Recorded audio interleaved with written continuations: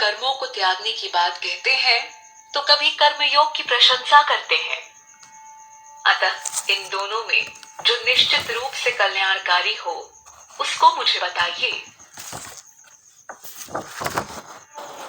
श्री भगवान बोले, संन्यास और कर्मयोग दोनों ही कल्याण करने वाले हैं, परंतु इन दोनों में कर्मयोग संन्यास से श्रेष्ठ है।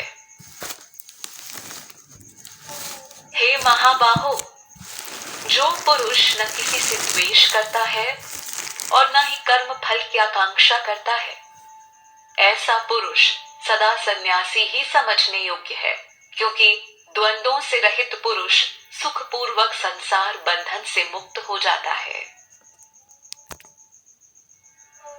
अज्ञानी लोग सन्यास और कर्म योग को अलग अलग समझते हैं, न कि ज्ञानी जन।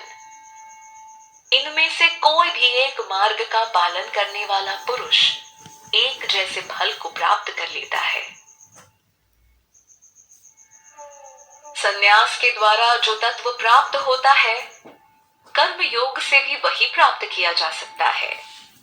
अतः जो मनुष्य संन्यास और कर्म योग को एक देखता है, वही ठीक देखता है। हे महाबाहो, कर्म योग के बिना संन्यास मार्ग पाना कठिन है, किंतु मननशील योगी पुरुष परमात्मा को शीघ्र ही प्राप्त कर लेता है। जिस कर्म योगी का अंतःकरण पवित्र है और इंद्रियां अपने वश में हैं, तथा सभी प्राणियों में स्वयं को देखता है, ऐसा कर्मयोगी कर्म करते हुए भी कर्म बंधन में नहीं बंधता। तत्व का ज्ञान रखने वाला पुरुष देखते हुए, सुनते हुए, छूते हुए, सूंघते हुए, खाते हुए, चलते हुए, सोते हुए, श्वास लेते हुए, बोलते हुए, त्यागते हुए, पलक झपकते हुए भी ऐसा ही समझे कि वह कुछ भी नहीं कर रहा। वह सब जानता है कि यह सब इंद्रियों द्वारा अपनी अपनी प्रकृति अनुसार हो रहा है। जो पुरुष अपने सभी कर्म ब्रह्म में अर्पण करके और उससे उत्पन्न हुए लगाव को त्याग कर कर्म करता है, वह जल में कमल के पत्ते के समान पाप से लिप्त नहीं होता। कर्म योगी लगाव को त्याग कर शरीर, मन, बुद्धि और इंद्रियों द्वारा आत्मशुद्धि के लिए कर्म करते हैं।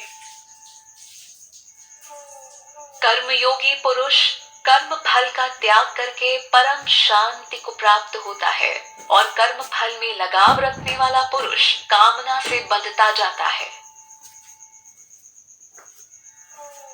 जब संयमी पुरुष मन से सब कर्मों का त्याग कर देता है, तब नवद्वार वाली इस शरीर रूपी नगरी में सुख से रहते हुए भी न कर्म करता है और न करवाता है। परमात्मा मनुष्यों के न कर्तापन की, न कर्म की और न कर्म फल के साथ संयोग की रचना करता है, किंतु स्वभाव अनुसार ही सब कुछ बरत रहा है। परमात्मा किसी के पाप कर्म और पुण्य कर्म को ग्रहण नहीं करता, बल्कि अज्ञान ने ज्ञान को ढका हुआ है। इस कारण सब जीव मोहित हो रहे हैं। परंतु जिन्होंने अपने विवेक के द्वारा उस अज्ञानता का नाश कर दिया है, उनका वह ज्ञान सूर्य की तरह परम तत्व परमात्मा को प्रकाशित कर देता है। जिनकी बुद्धि परमात्मा में डूबी हुई है, जिनका मन ब्रह्म में विलीन है और स्वयं अथवा परमात्मा तत्व में स्थित है, ऐसे साधक ज्ञान के द्वारा पाप रहित होकर परम गति को प्राप्त होते हैं, अर्थात उनका पुनर्जन्म नहीं होता।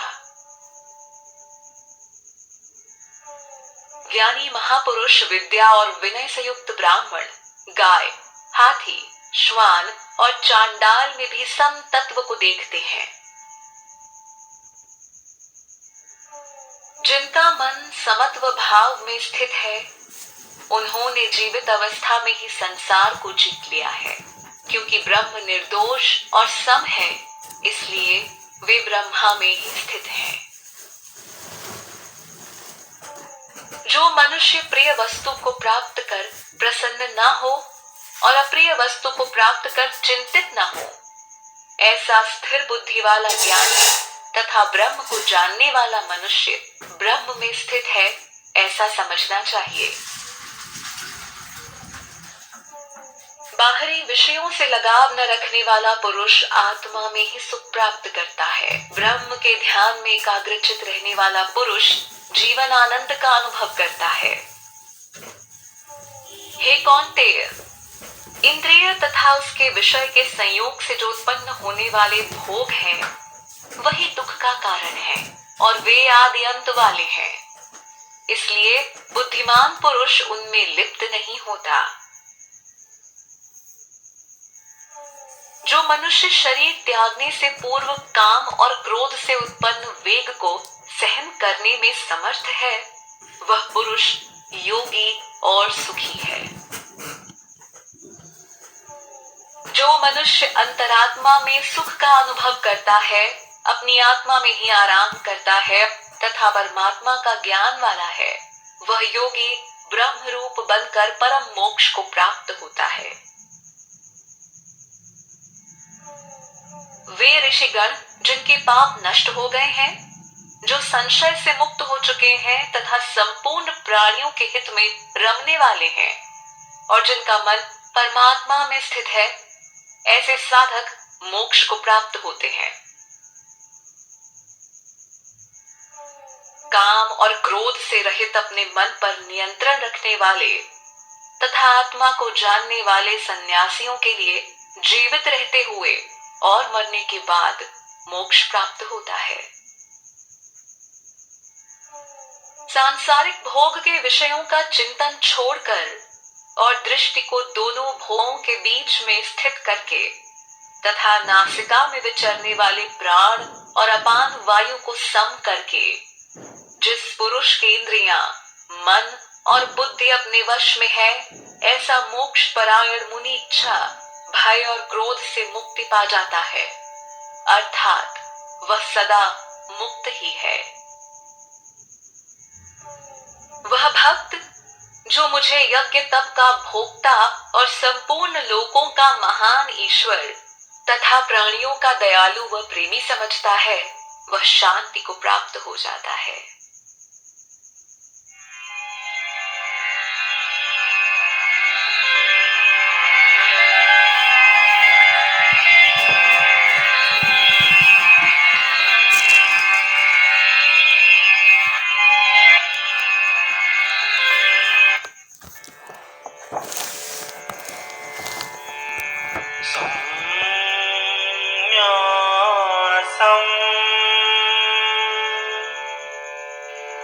कर्मणा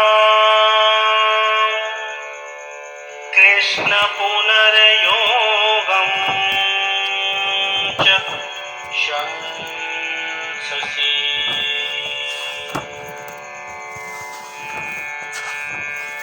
यच्छ्रेय एतयोरेकं